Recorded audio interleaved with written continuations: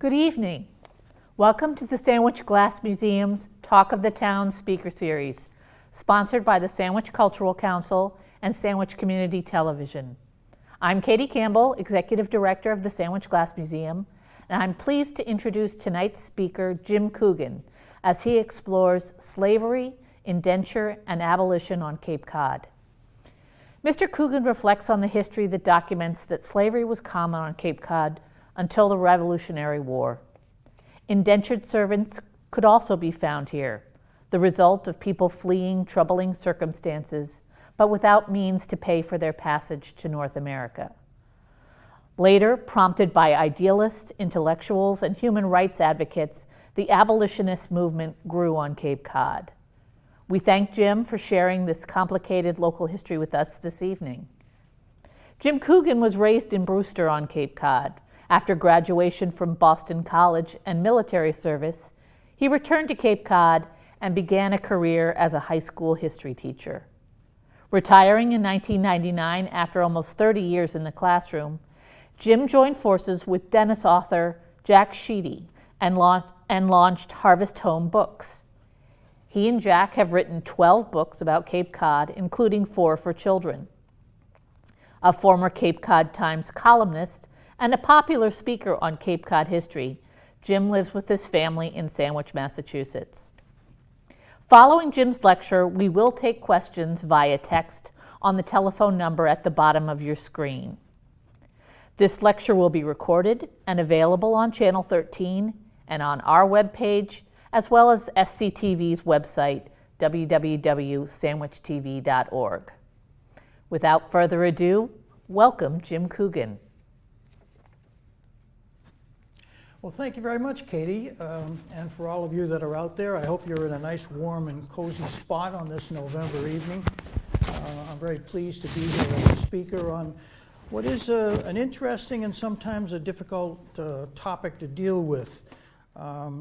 History is difficult in many ways, and I think I wouldn't really be speaking too much out of school in the case where I'd say that most Americans really don't have a good grasp of the reality of our history. We do the best we can, but I think too often we're stuck in the myths that we were probably introduced to when we were young and we were students in elementary school. And there's so much more to history than that. And when we talk about slavery as part of the American experience, it can be very difficult to talk about that. I noticed that not that long ago on the program Finding Your Roots, the actor Ben Affleck was concerned, and he wanted to expunge the fact that one of his ancestors was a slave owner. And that was kind of controversial. During the Obama administration, when Attorney General Eric Holder called on Americans to open a dialogue on race, he was very criticized. And even commercially, when Starbucks a few years ago tried to stimulate some conversations about race by putting the slogan, "Race Together," on their coffee cups, they were roundly criticized by the consuming public, and they stopped their campaign. So slavery as part of our experience is difficult. And when it comes to the myth of slavery, I think too often we here in the North feel we have that high moral ground because, of course, we were taught that that peculiar institution was only something that was in the South.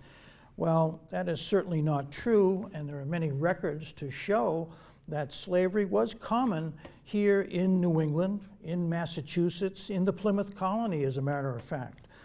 I think one of the things that I've noticed in researching lots of different kinds of history is that in many cases what's left out can be just as important as what has been put in. And I find that a lot of the town histories on Cape Cod are reluctant to mention slavery, and perhaps by feeling it could be ignored that it actually didn't happen. But if you do the research, as I have, and you take a look at some of the records in the probate court here in Barnstable County, you will find that many of the prominent families, including basically the elites of the 18th and 19th century, early 19th century, I should say, were the benefactors of slave labor. Let me give you an example. The Sturgis family, a Barnstable family, the probate records indicate that Thomas Sturgis, in 1763, his will stated, quote, "I give and bequeath to my said wife Martha my clock, and my Negro woman Tamar, and my Negro boy Pompey." Another example from Barnstable, John Bacon, who was an attorney in Barnstable. When he died in 1731, he left his Negro slave Dinah to be sold by his executors, and all that she is sold for shall be improved by my executors in buying Bibles, and they shall be given to my grandchildren equally alike. So if we do take the time to look into the history, we find that the truth can be difficult, but it does give us much more of a complete background to who we are and how we've arrived at this position. I sometimes think of the movie The Man Who Shot Liberty Valance, and in that movie, the editor of the newspaper, the Shinbone Star, when he was asked about the difference between the truth and legend, he said, "When there's any doubt, print the legend." I think we've done that in terms of the mythology of slavery and other issues like it when we relate it to our own history here on Cape Cod. When we look at the history of slavery here on Cape Cod, we find that as early as 1646, the Plymouth colony legalized slavery. But it was much different than the slavery we think of in the southern colonies. First of all, it was not black slavery. It was slavery of the Native American population. Those individuals that may have run afoul of the English law could be put into at least an indenture where they would be worked for a certain period of time, but in some cases I've seen the records where they were given a life sentence of servitude because of an infraction against the Plymouth law. We also find that throughout New England, and particularly in the coastal states, Connecticut, Rhode Island, we find a good history of slave trafficking. We've all heard of the triangle trade, the molasses, rum to slaves, and many New England families were involved in that trade. For example, the DeWolf family of Bristol, Rhode Island became wealthy in the slave trade. Salem, Massachusetts also was heavily involved in the triangle trade. And it was interesting that a few years ago when someone or a group decided that they would try to uncover some of this, it was really a lot of angst on the part of the Salem Historical Society as how they would handle that. Again, it's a difficult subject and one that people aren't always comfortable dealing with. One of the things that I've noticed is that we have a lot of examples here of Native American enslavement after King Philip's War. That occurred around 1675-76, and it was really the last struggle of the Indians in our local area trying to maintain some control of their lives in the great migration of English settlers that were coming into the area. So after 1776 to the early part of the 1700s, it was mostly slavery involving Native Americans. But we do find that by the early 18th century, the early 1700s, we start to see the introduction of black slavery here in the Plymouth colony, and then of course the Massachusetts Bay colony, which absorbed the Plymouth colony in the late 1600s. Again, getting to the idea that perhaps we think we hold the high moral ground here, and their slaves certainly were a constant part of the Southern economy. Henry Kittredge, who wrote, I think, one of the better books about the Cape's history, it's a bit dated now, but his book, he said, and I agree with him, that slaves were common in all parts of the old colony. And if there were fewer on the Cape than elsewhere, it was only because there were fewer rich men or extensive landowners. Again, I said that as early as 1641, Massachusetts Bay enacted slavery as part of their legal system under the Code of Fundamentals, and Plymouth was in 1646. One of the things you do find, too, is there's not a real mention of slavery. The word slave doesn't come through very often. They talk about references to, for example, my Indian, or my Negro, or my man, or my woman. It's almost as if they didn't want to use that word because perhaps they were embarrassed by it. When we get to more of the myth, if we want to think about locally, we do have the story of Titus Winchester. And it's an oft-told story. You can find it in Lovell's History of Sandwich. Apparently, he was a slave. He was born somewhere in the 1740s. It's not clear. The records on births of slaves were not well kept. But apparently, he was a slave to the Reverend Abraham Williams of the First Parish Church. And in 1773, the town of Sandwich voted to emancipate slaves when they reached the age of 21. And Titus Winchester qualified for that emancipation, but according to what we all read, he refused. Apparently, he was loyal to his master, the Reverend Williams, and stayed with the Reverend until the Reverend died.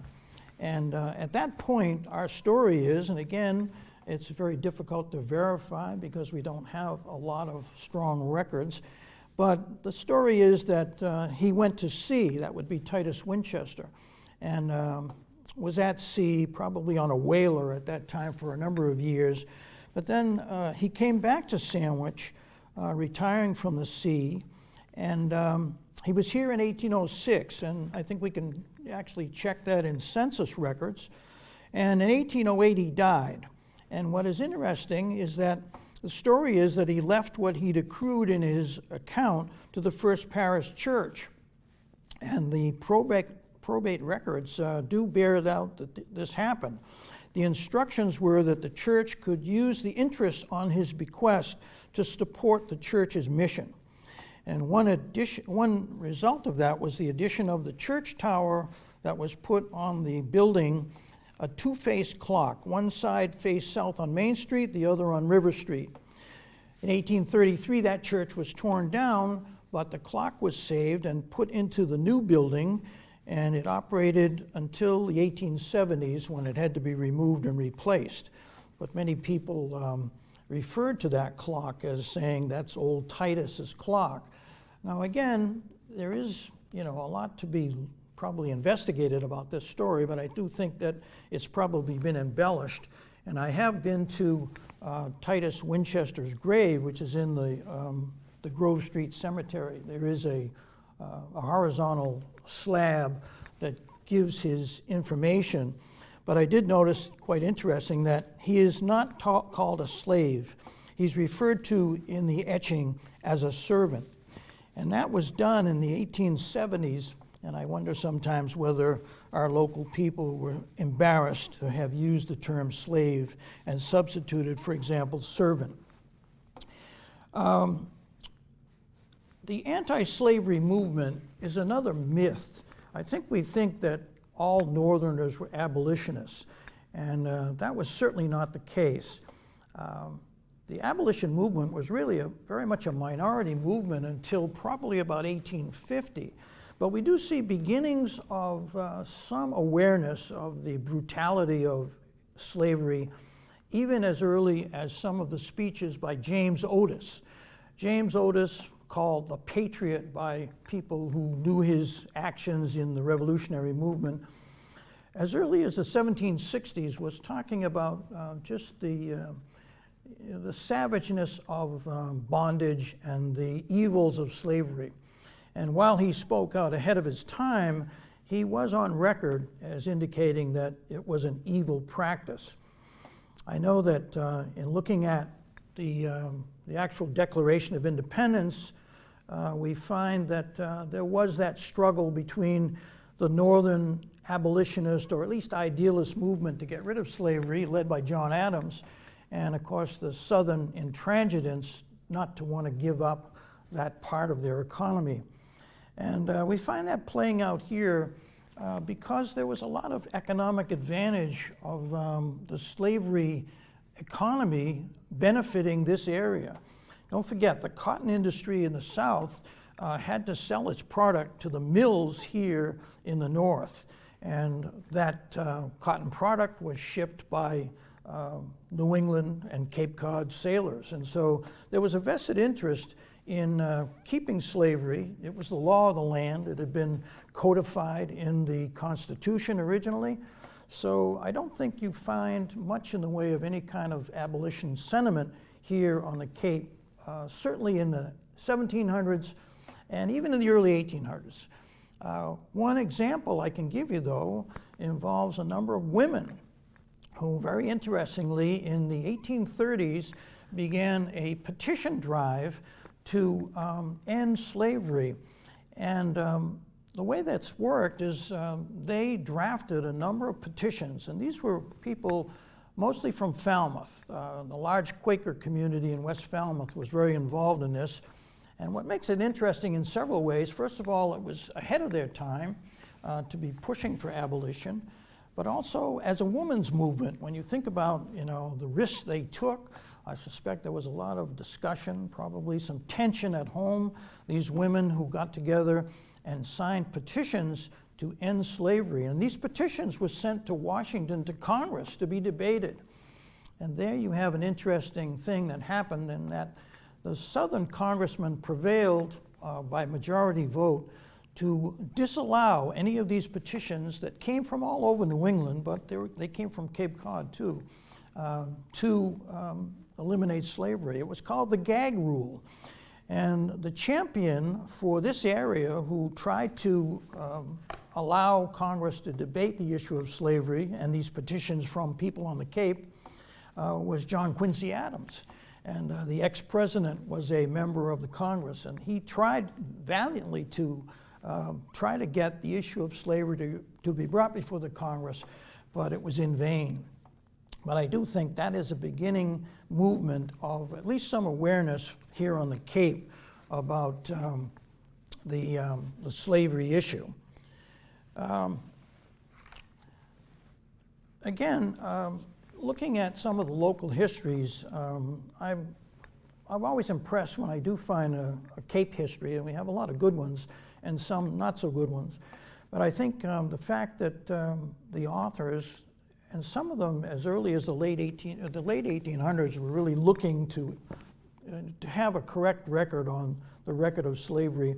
And I would cite Truro's history, written by Shebna Rich, was written in the 1880s, but he does talk about the presence of slaves in Truro, and also who owned them.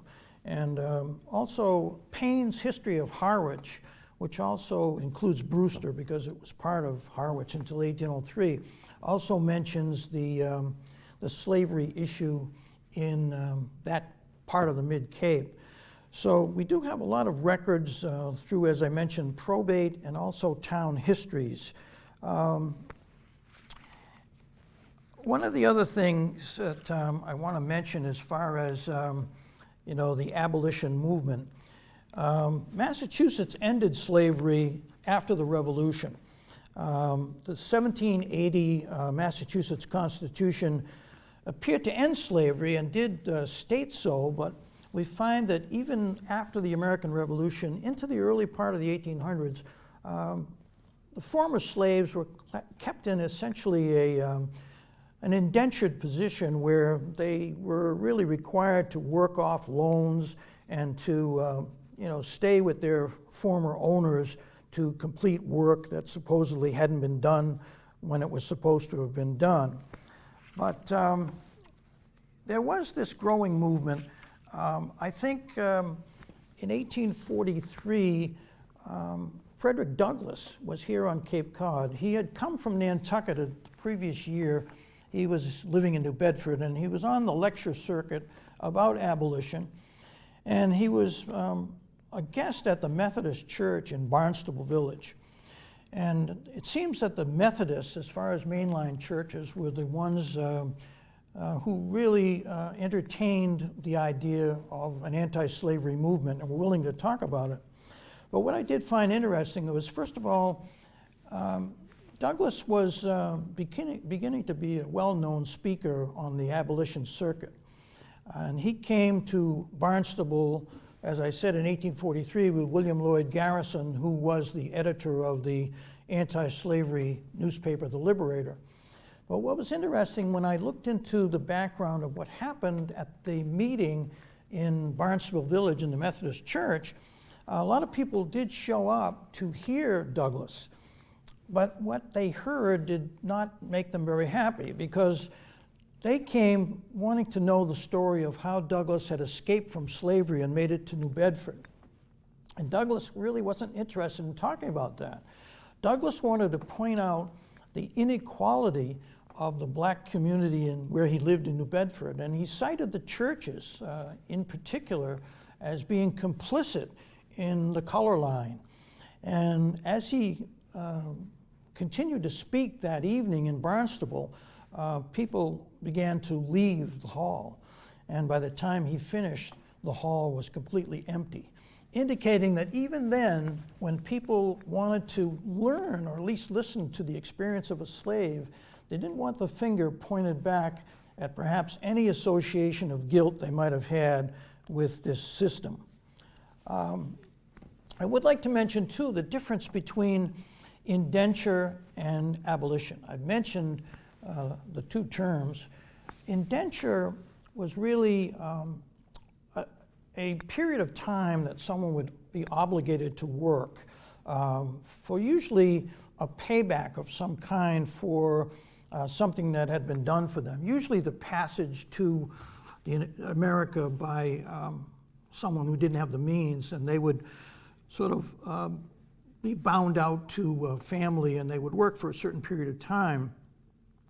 And there were a lot of rights that these indentured servants had. They couldn't be abused. And if you look in the Plymouth colony records, you'll find that a number of people who had indentured servants were brought to court because they had abused their servants. We don't find any of that record when it comes to the abuse of Native Americans who were being held as slaves. There's also, of course, sometimes people confuse indenture with the apprentice system, and that was a different situation where you might see it as indenture, but perhaps in a family, one of the children would be bound out to a person who would be a cabinet maker, for example, and they would be working for that person for a period of time, learning the trade. That was common as well. Again, though, we don't find any examples of the black slaves having that kind of option. Now, as I said, with perhaps the exception of the Quakers and the new Unitarian sect that came in at the beginning of the 18th century and the Methodists, the mainline churches pretty much accepted slavery as something that was kind of preordained and part of the system of how the economy would work. I mentioned previously James Otis, but we also find that we had an example of some slaves escaping. We have in Falmouth, for example, a woman by the name of, she was called Dinah. She escaped in Falmouth. She came off of a ship that had come from the south, and she was taken in by people in Falmouth, and even though the slave catcher tried to find out where she was able to stay in Falmouth. And eventually, she married a man by the name of Joseph Ray. They raised 7 children in Falmouth, and their firstborn son, Charles Ray, became a noted champion of freed blacks. And in 1833, he joined the American Anti-Slavery Society and traveled throughout the northern states with people like Frederick Douglass, William Lloyd Garrison, Parker Pillsbury, and Lucy Stone. And they actually went on the abolition circuit between the 1830s up until probably the mid-1850s. So we do have that connection of escaped slaves, and some of them moved through what we sometimes call the Underground Railway, which I think probably has been kind of overhyped here on Cape Cod. There may be a couple of examples that we could point to that have some validity, but I think many people who have maybe an opening behind their chimney that looks like somebody could hide there, maybe have, perhaps for real estate purposes, have decided that that's a good story to tell. But I think in Sandwich, the Wingscorton Farm is a legitimate stop on the Underground Railroad. There are a couple of others in Barnstable Village. And it makes sense because as ships would come in to the south side of the Cape, they could move these escapees across the Cape, and then they would be taken north from the north side of Cape Cod. So I think there is some legitimacy to the story, but I think it's not quite as widely validated as I think some people would like to have it. As I said, abolition in the first part of the 19th century was a minority movement. And it's not surprising. The coasting trade between the North and South was an important part of the economy, but I also think that people were concerned about the loss of their jobs. If there was a lot of freed blacks coming north, they were concerned that they would take the mill jobs at lower wages. So you don't find a lot of sympathy for the abolition movement among the working class. One example that is very well known by people who know the Cape's history is in 1848, there was an anti-slavery rally in Harwich Center. And that brought down usually the main speakers. Parker Pillsbury, Lucy Stone was there. I don't think William Lloyd Garrison was there, but it really caused a riot because one of the speakers pointed out that the churches were complicit in the slave trade, or at least not speaking out against it. And he condemned the churches, and there was a huge riot. And the people that had started the abolition conference were driven out of town literally on a rail. They had to escape for their lives. And that was in 1848. And I think the big change that I think came in the abolition movement was the Fugitive Slave Law, which was part of the Compromise of 1850.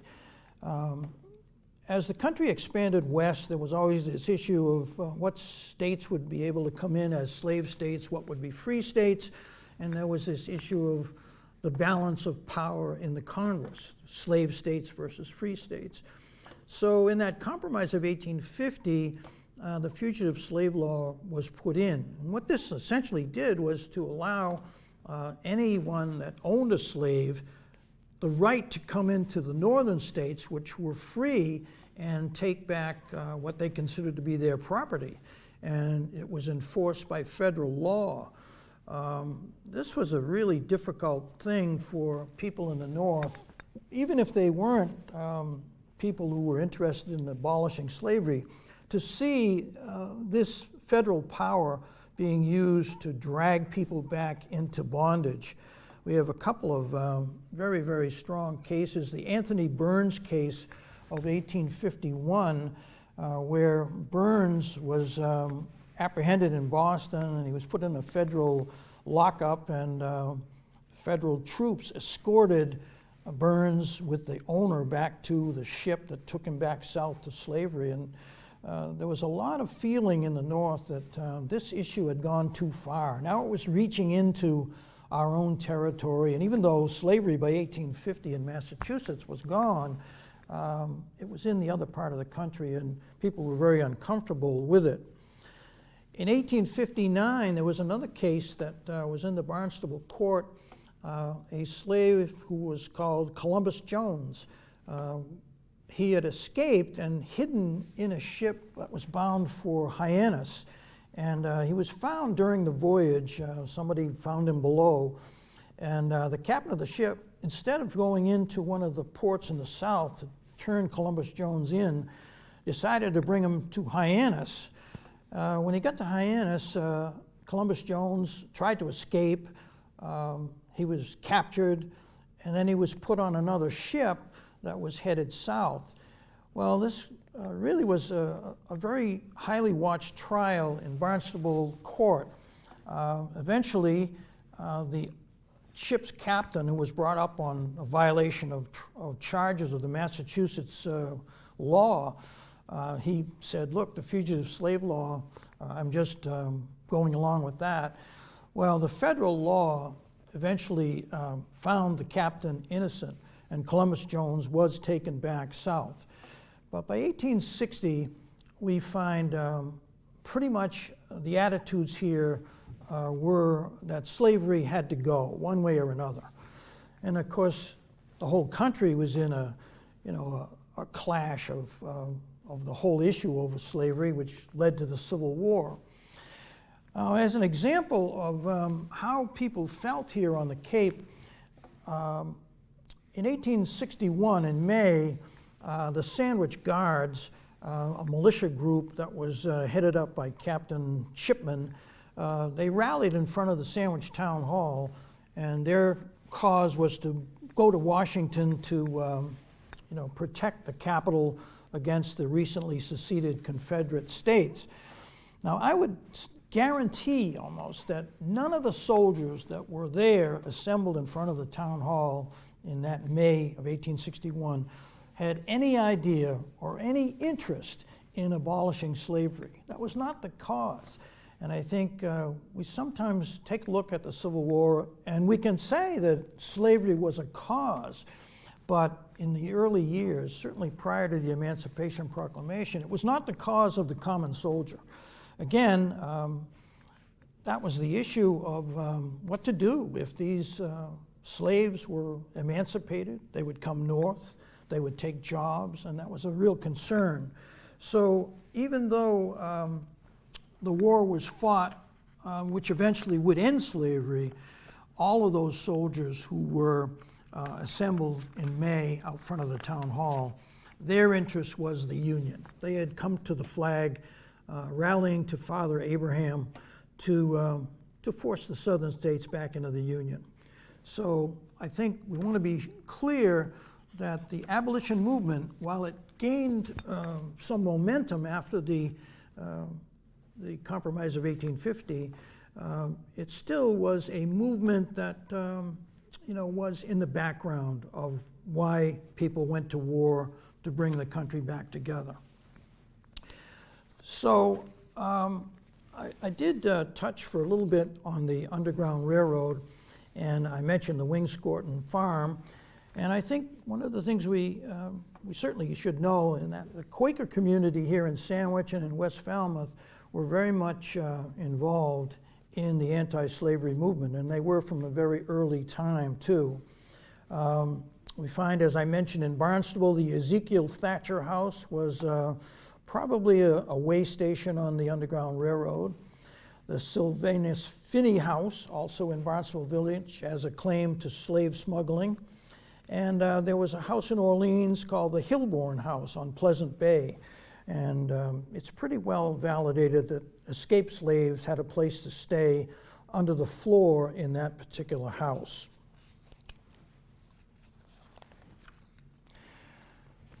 So getting back to just the whole topic of slavery and perhaps some of the contemporary concerns about how we teach it, how we talk about it, it's still a painful part of American history that I think many people really don't want to touch and look at. But I've always felt that digging into history, you want to include as much as the full picture as you can, even though sometimes it can be uncomfortable. We know that slavery did exist. It existed early, enslaved the Native Americans, and then later African slaves were brought in here to New England, here on Cape Cod. There's probate records to show that these people were treated as property. We also know that the abolition movement was slow to grow. When we take Falmouth with its West Falmouth Quaker population, there still were a lot of people in Falmouth itself who didn't sympathize with the abolition movement. And when we look into why, we find that there was a connection between Charleston, South Carolina, and Falmouth. That connection was that a lot of the southern planters, to get away from the bad hot weather in the summer, would come to Falmouth in summer. And conversely, in the cold New England winters, many of the more wealthy Falmouth residents would go to Charleston, and they would spend the winter months down there. So there was this cultural, economic, and social connection between people on the Cape, and I use Falmouth as an example because it's one that I've looked at, but I'm sure that there were other places that kind of connection, kind of looking the other way at an issue of slavery, was common here as well. And then again, remember the difference between indenture and slavery itself. As I mentioned, indenture was a particular term of time, and it had an end to it, whereas slavery certainly did not have an end. And we find again that mention of people as property in the probate records. I think I've covered pretty much of what I had thought that I would really talk about tonight. I don't want to leave anyone with the idea that the issue is behind us. We can look at some of the contemporary issues about what to do about teaching race and looking at issues related to race in our schools. And it is a topic that continues to be a difficult one for people to struggle with. I would only say that history really needs to be uncovered in layers. And if you only scratch the very top of the surface, you're going to be stuck with the myths. And the myths really, they stay with us a long time because I think probably we're introduced to them at a young age. And I think for those that really want to know the history, you need to dig into the record. And if you find something that's uncomfortable, it's there. And it has to be accepted as part of the record. We can apologize for it. We can feel badly about it. We can maybe even have some guilt about it. But I don't think it's something that we can ignore. Slavery was here.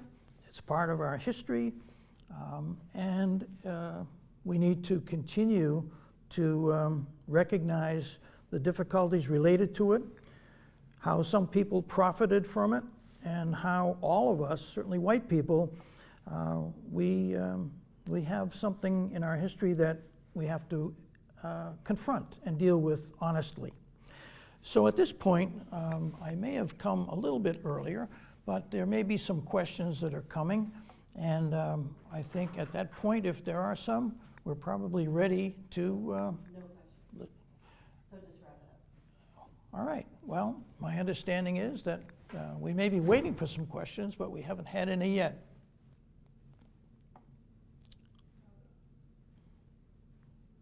I think that's it. Once again, I thank you for giving me the chance to talk about this topic. It's one that it's not going to go away right away, and it's one that I think we all have to take some time to examine the record, be honest with ourselves, and complete the picture of what American history is.